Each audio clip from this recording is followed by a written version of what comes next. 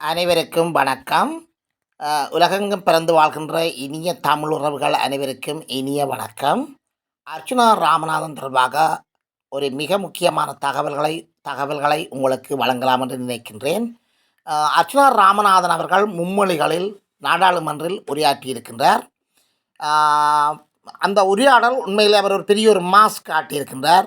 மிகப்பெரிய ஒரு சாதனையான உரையாடல்கள். இதுவரை யாரும் இவ்வாறான உரையாடல்களை பாராளுமன்றத்தில் உரையாடவில்லை. உண்மையான மக்களினுடைய முகங்கள், மக்களினுடைய பிரச்சனைகள், மக்கள் படுகின்ற வேதனைகளை தோலுரித்து காட்டியிருக்கின்றார்கள். பலருடைய முகத்திலேயே கிழித்திருக்கின்றார். யாழ்ப்பாணத்தில் நடக்கின்ற மிக கொடூரமான சம்பவங்களை வெளியுலகுக்கு காட்டியிருக்கின்றார். இது வரவேற்கத்தக்க சம்பவம். இதனை மும்மொழிகளில் ஆற்றியிருக்கின்றார். எனவே எல்லோரும் வழங்கக்கூடியவாறான இந்த உரையாடல் பாராளுமன்றத்தில் கன்சல்ட் என்று சொல்கின்ற அந்த பதிவேட்டிலிருந்து நீக்கப்பட்டதாக பத்திரிகைகள் பல தகவல்கள் வெளியிட்டிருக்கின்றன. எது எவ்வாறோ அவர் துணிந்து மக்களுடைய பிரச்சனையை பாராளுமன்றத்தில் கதைத்திருக்கின்றார். சரி பிழைக்கப்பால மக்களுடைய பிரச்சனைக்கு கதைக்கக்கூடிய ஒரு மிகப்பெரிய தலைவனாக அர்ச்சுனா ராமநாதன் சர்வதேச உலகுக்கு தன்னுடைய முகத்தை காட்டுகின்றார். உண்மையில் வரவேற்கத்தக்க சம்பவம்.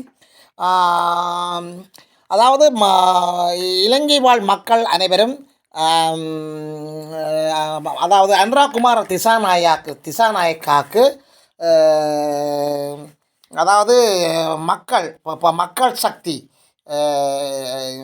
அனுராகுமார திசாநாயக்காவுடைய கட்சிக்கு மக்கள் வாக்களித்திருக்கின்றார்கள். இந்த வாக்கை ஏன் அளித்திருக்கின்றார்கள் என்று சொன்னால், லஞ்சங்கள், ஊழல்கள், அநியாயங்கள், அக்கிரமங்கள், ஏமாற்றுகள், கொடூரங்கள் எல்லாத்தையும் களைந்து மக்களுக்கு ஒரு நிம்மதியான ஒரு வாழ்வை பெற்றுத்தருவார் என்ற நம்பிக்கையில். ஆனால் இந்த அரசு கூட மக்களை ஏமாற்றிவிட்டது என்கின்றவாறான கருத்துக்களை அர்ச்சுனா ராமநாதன் அவர்கள் முதலாக பாராளுமன்றத்தில் வெளியிட்டிருக்கின்றார். எனக்கு பாதுகாப்பில்லை, இந்த அரசு பாதுகாப்பை கூட வழங்கவில்லை, நான் இந்த பாதுகாப்பு சம்பந்தமான பிரச்சனையை முன்னெடுத்து முதலாவது பாராளுமன்ற அமர்வில் நான் அந்த கருத்தை கூறியிருக்கின்றேன். தமிழ் மக்களுக்காக நெஞ்சில் சூடு வாங்கவும் தயார். எனவே எனது பாதுகாப்பு எனக்கு இல்லை என்று சொல்லி இன்னொரு கருத்தையும் அவர் கூறியிருக்கின்றார். அதாவது யாழ் மாவட்டத்தில் உள்ள மருத்துவமனை சம்பந்தமாக அங்கு நிலவுகின்ற மிலேச்சத்தனங்கள் சம்பந்தமாக சில கருத்துக்களை கூறியிருக்கின்றார். இதுபோன்ற காணொலிகளை நீங்கள் பார்ப்பதற்கு எமது காணொலிக்கு நீங்கள் புதியவராக இருந்தால் தயவு செய்து சப்ஸ்கிரைப் பண்ணுங்கள், ஷேர் பண்ணுங்கள், கமெண்ட்ஸ் பண்ணுங்கள், லைக் பண்ணுங்கள். அருகில் இருக்கிற பெல் ஐக்கானை கிளிக் பண்ணி நாங்கள் போடுகின்ற காணொலிகள் அனைத்தையும் உடனுக்குடன் நீங்கள் பார்க்கக்கூடியவாறான நோட்டிஃபிகேஷனை பெற்றுக்கொள்ளுங்கள். தொடர்ந்தும் காணொலிக்குள் செல்வோம். அர்ச்சுனா ராமநாதன் அவர்கள் பாராளுமன்றத்தில் மிகப்பெரிய ஒரு உரையை ஆற்றியிருக்கின்றார். யாழ் மாவட்ட மருத்துவமனை ஒன்று பற்றிய தகவல்களை அவர் வெளியிட்டிருக்கின்றார். அங்கு மருத்துவமனையில் மிகவும் மோசமாக அங்கு நடத்தப்படுகின்றதாக சொல்லப்படுகின்றது. அதாவது சுமார் 3 வருடங்களுக்கு முன்னர்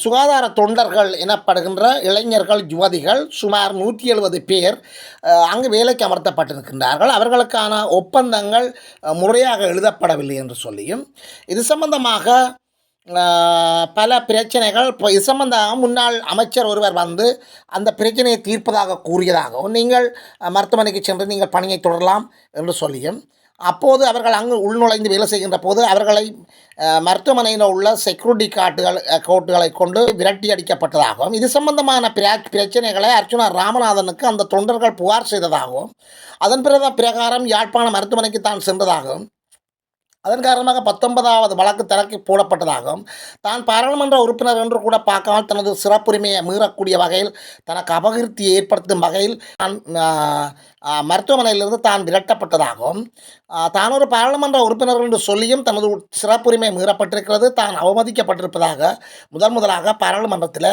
அர்ச்சுனா ராமநாதன் அவர் தனது பக்கத்து நியாயத்தை வெளிப்படுத்தியிருக்கின்றார். உள்ளே சென்று போது செக்யூரிட்டி கார்டுகளை வைத்து தன்னை விரட்டியதாகவும், வெளியே செல்லுமாறு கடும் தொனியில் தன்னை அவமரியாதை செய்யப்பட்டதாகவும் அவர் கூறுகின்றார். யாழ்ப்பாண மருத்துவமனை பல மாவட்டங்களை உள்ளடக்கி இருக்கிறது. அனுராதபுரத்திலிருந்து யாழ்ப்பாணம் வரை மக்களுக்கு சேவையாற்றுகின்ற ஒரு மிகப்பெரிய ஒரு நிறுவனமாக காணப்படுகிறது. நாளொன்றுக்கு 1500 நோயாளிகள் அங்கு சிகிச்சை பெற்று வருகின்றார்கள்.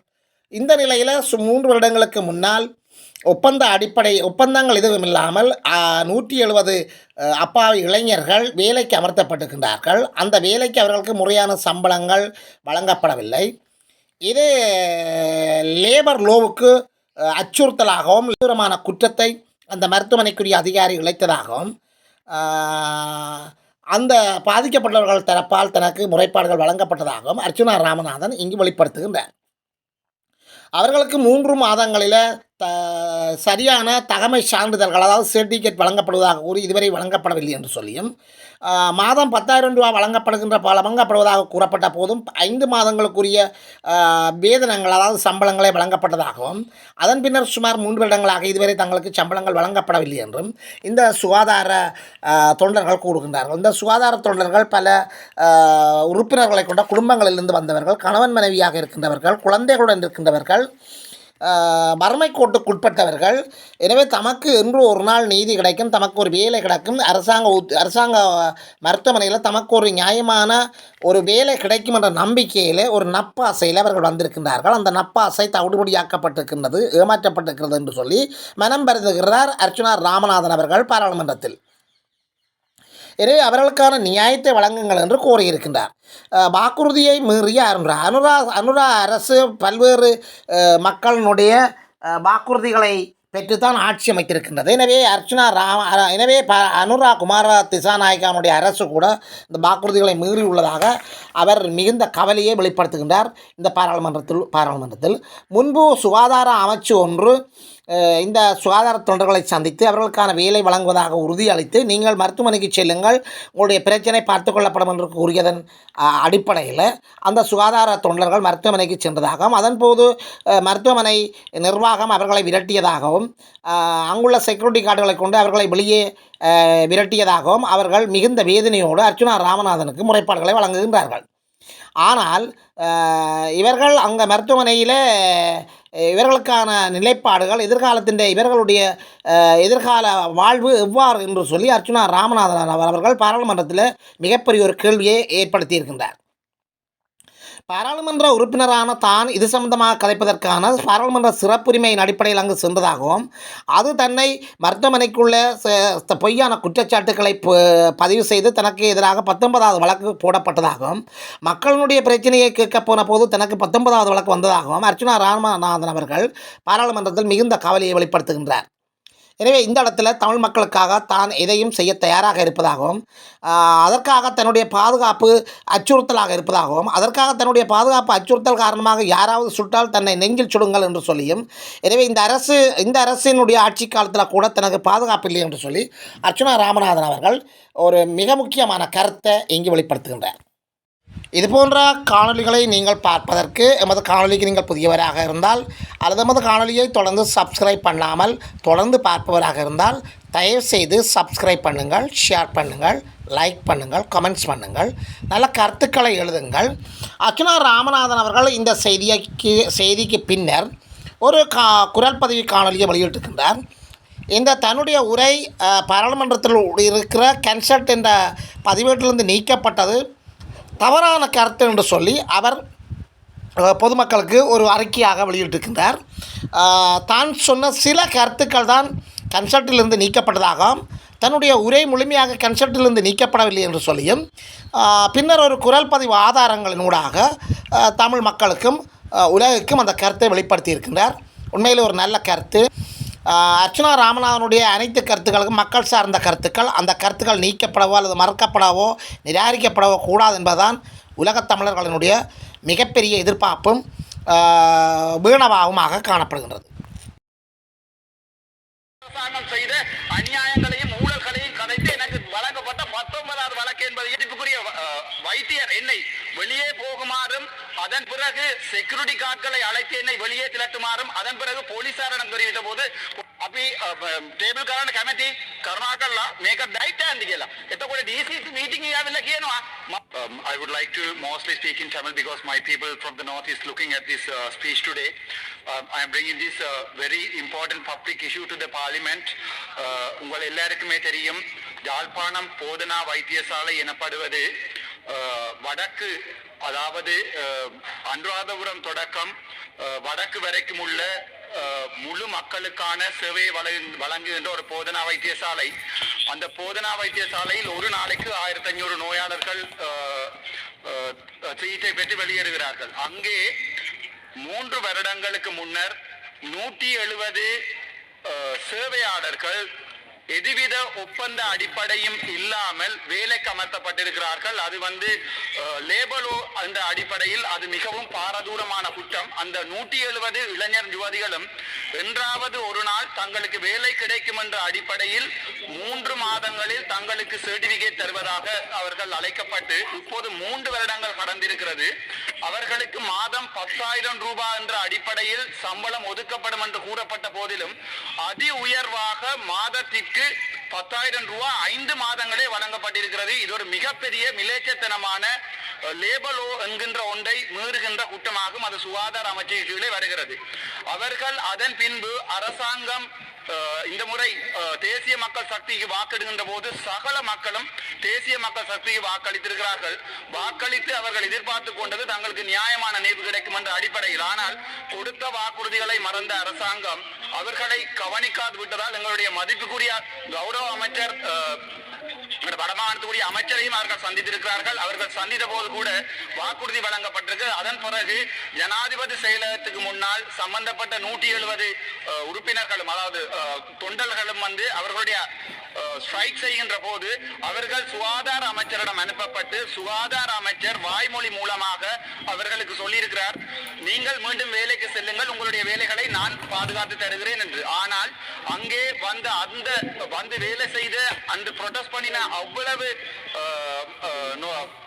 வேலை செய்கின்ற ஆட்களும் மீண்டும் வைத்தியசாலைக்கு செல்லும் போது வைத்தியசாலை நிர்வாகியான டாக்டர் தங்கமுத்து சத்தியமூர்த்தி எனப்படுவரால் மிகலேச்சத்தனமாக மிரட்டப்பட்டு காவலாளிகளால் வெளியே அனுப்பப்பட்டிருக்கிறார்கள். அப்போது அவர்கள் எனக்கு தொலைபேசி அழைப்படுத்த ஒரு பாராளுமன்ற உறுப்பினர் என்ற அடிப்படையில், அண்ணா நீங்கள் தயவு செய்து வந்து எங்களுக்காக அழைக்க முடியுமா என்று. நான் யாழ்ப்பாணத்தில் இருந்து பாராளுமன்றத்துக்கு தெரிவு செய்யப்பட்டது வடக்கு கிழக்கில் இருக்கின்ற சுகாதாரத்துறையில் நடக்கின்ற ஊழல் அட்டூழியம் மக்களுக்கு நடக்கின்ற அடிப்படை உரிமை முறைகள் சம்பந்தமாக கதைத்தே என்னால் பாராளுமன்றம் வர முடிந்தது. ஆனால் கவலைக்குரிய விடயம் என்னவெனில் யாழ்ப்பாணத்தில் நடக்கின்ற இந்த பிரச்சனைகளை அவர்கள் யாருக்குமே சொல்ல முடியாது. சம்பந்தப்பட்ட வைத்தியரிடம் ஒரு பாராளுமன்ற உறுப்பினராக என்னுடைய சேராக இருந்து அவரிடம் நான் காவலாளிகளிடம் தெரிவித்து விட்டு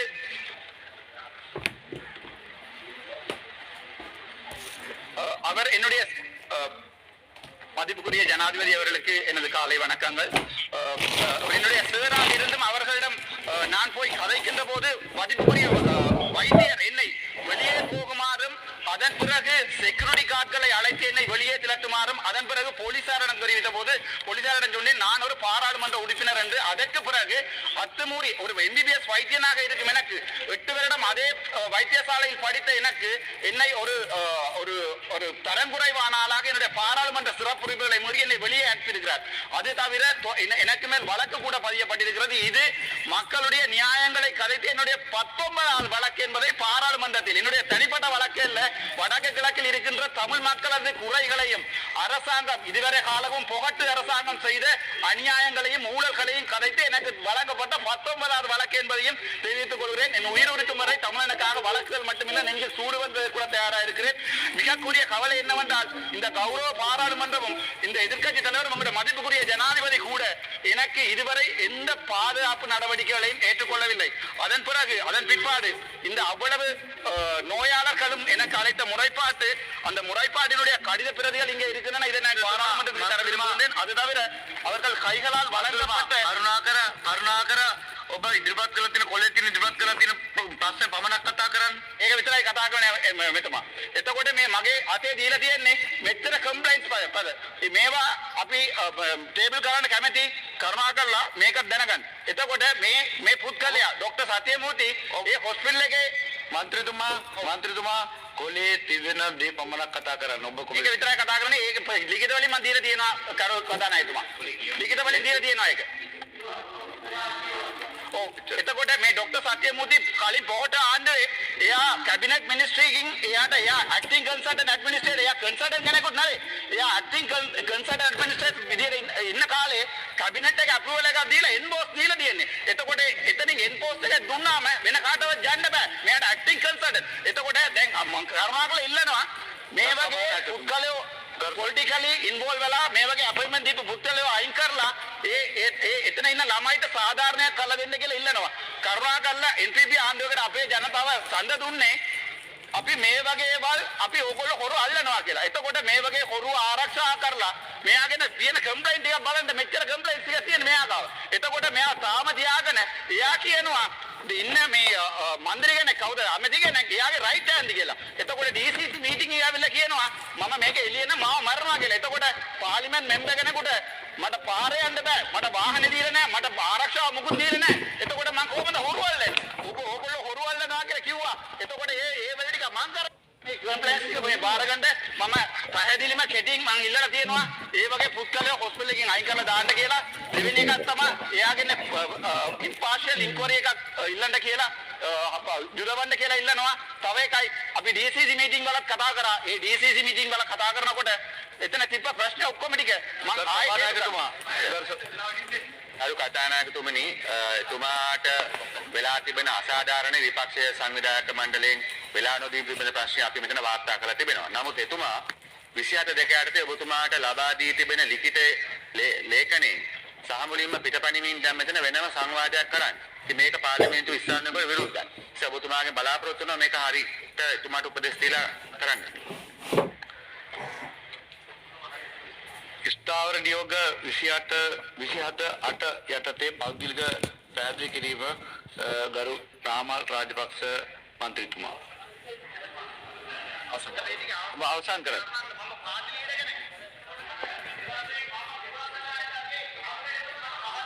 මේකෙන් ආවම මට කතා කරන්න බෑ. එන්න ඔබතුමාලා කියන්න මට එන්න බෑ කියලා මං ගෙදර ඉන්න. එතකොට වෙලක් නෑනේ. එතකොට අපේ මිනිස්සු ඡන්දෙ ඉල්ලලා බලන්නකෝ. දැන් මේ විපක්ෂයෙන් කියලා එනකොට ඕ ලෙවල් නැති මිනිහාගේ විපක්ෂයකට දාලා මේ ඕ ලෙවල් නැති පුද්ගලයා මන්ත්‍රීතුමාගේ ප්‍රකාශය අවසන් නම් මන්ත්‍රීතුමාගේ ප්‍රකාශය අවසන් නම් අසුන් ගන්න. ඕගොල්ලෝ අල්ලන්න ගියාම ඕගොල්ලෝ ඔක්කොම ටික අල්ලන්න ඕනේ. ඒක අපේ ජනාධිපතිතුමා කරුණා කරලා මේගොල්ලෝට අපිට දුන්නානේ අපිට හරි මං අරන් දෙන්නම් ඕගොල්ලෝ අරන් ඔක්කොම අරන් දැන් ජස්නාවල මේ ඩොක්ටර් සර්වානන්ද තියාගෙන ඕගොල්ලෝ මරපු එකක් ඕගොල්ලෝ කරපු වැඩ ටිකක් අපේ මිනිමරුවා ඒ ටික උදාවර නියෝග වලට පටන් සීලුම දේවල් මනසත් වාර්තාවෙන් හරි ඒ ටික ඔක්කොම මම පාර්ලිමේන්තුවේ මම